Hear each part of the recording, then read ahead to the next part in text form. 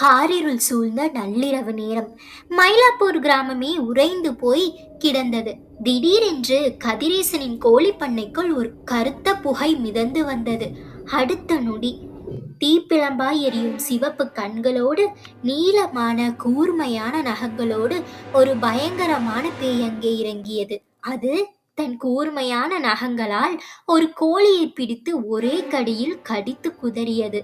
அதனோட பயங்கரமான சிரிப்பு சத்தம் அந்த நள்ளிரவையே நடுங்க வச்சது. இப்படிப்பட்ட ஒரு பயங்கரமான பேய் உலவும் அந்த கிராமத்தில் தான் கதிரேசன் என்ற ஏழை விவசாயி தன் மகள் மீனாவுடன் வாழ்ந்து வந்தான்.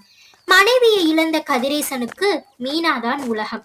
கதிரேசனுக்கு பெரிய அளவில் நிலப்புலன்கள் இல்லாததால் தன் வீட்டின் பின்புறம் ஒரு சிறிய கோழி பண்ணை அமைத்து அதில் கிடைக்கும் முட்டைகளையும் கோழிகளையும் சந்தையில் விற்றுதான் குடும்பத்தை காப்பாற்றி வந்தான். கதிரேசனின் உழைப்புக்கு இடையூறாக பக்கத்து வீட்டுக்காரன் துரைசாமி என்ற பேராசை பிடித்த பணக்காரன் பல தொந்தரவுகளை கொடுத்து கொண்டிருந்தான். இப்படிப்பட்ட சூழ்நிலையில்தான் கடந்த சில நாட்களாக கதிரேசனின் பண்ணையில் இருந்த பெரிய கோழிகள் ஒவ்வொன்றாக மாயமாக மறையத் தொடங்கின. ஐயோ, தினமும் கோழிகள் காணாம போதே. இப்படியே போனா நம்ம நடுத்தருவுக்கு வந்துருவோமே. இல்லனா நம்ம பக்கத்துல யாராவது திருடுறாங்களா? இல்ல நரி கள்ள நாய் மாதிரி விலங்குகள் வருதோ? இப்படி போனா நம்ம வாழ்க்கையே சிக்கலாகிடும் என்று கதிரேசன் தலையில் கை வைத்து அழுதான். தன் தந்தையின் வேதனையை பார்க்க முடியாத மீனா திருடன் யார் என்று கண்டுபிடிக்க அன்னைக்கு ராத்திரி கோழி பண்ணைக்கு பக்கத்தில் மறைந்து நின்றார். நள்ளிரவு 12 மணி. காற்று பலமாக வீசியது.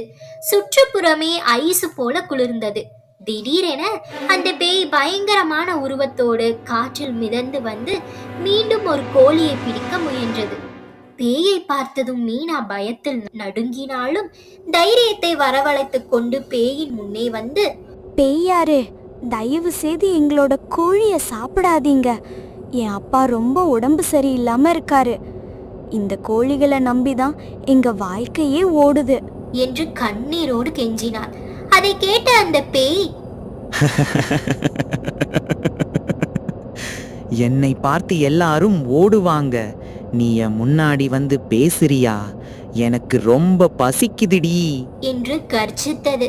மீனா சற்றும் தயங்காமல், உங்களுக்கு பசியா இருந்தா இதோ நான் கொண்டு வந்த இந்த சூடான ரொட்டியையும் பாலையும் சாப்பிடுங்க என்று அன்போடு கொடுத்தார். அந்த உணவை சாப்பிட்ட பேயின் கோபம் தணிந்தது.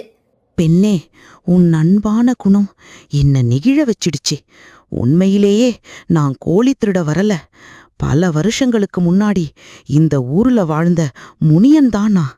இந்த துரசாமி தான் என்னை ஏமாத்தி என் சொத்துக்களை பிடுங்கிக்கிட்டு என்ன கொன்னா. அவனை பயமுறுத்தவே நான் பேயா அலையிறேன் என்று தன் சோக கதையை கூறியது. மீனாவின் வறுமையை புரிந்து கொண்ட அந்த பேய், உன் அன்பிற்கு நன்றியாக இந்த மாயக்கோழி முட்டையை வைத்துக்கொள். இதை உன் பண்ணையில் வை, உன் கஷ்டமெல்லாம் தீரும் என்று கூறி ஒரு பிரகாசிக்கும் முட்டையை கொடுத்துவிட்டு மறைந்தது. மீனா அதை தன் பண்ணையில் வைத்தாள். மறுநாள் காலை பார்த்தபோது அது ஒரு சுத்தமான தங்க முட்டையாக மாறியிருந்தது.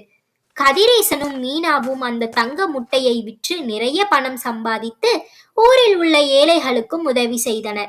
இதை கேள்விப்பட்ட பேராசை பிடித்த துரைசாமி அன்னைக்கு ராத்திரியே கதிரேசனின் பண்ணைக்குள் புகுந்து அந்த தங்க முட்டையை திருட பார்த்தான்.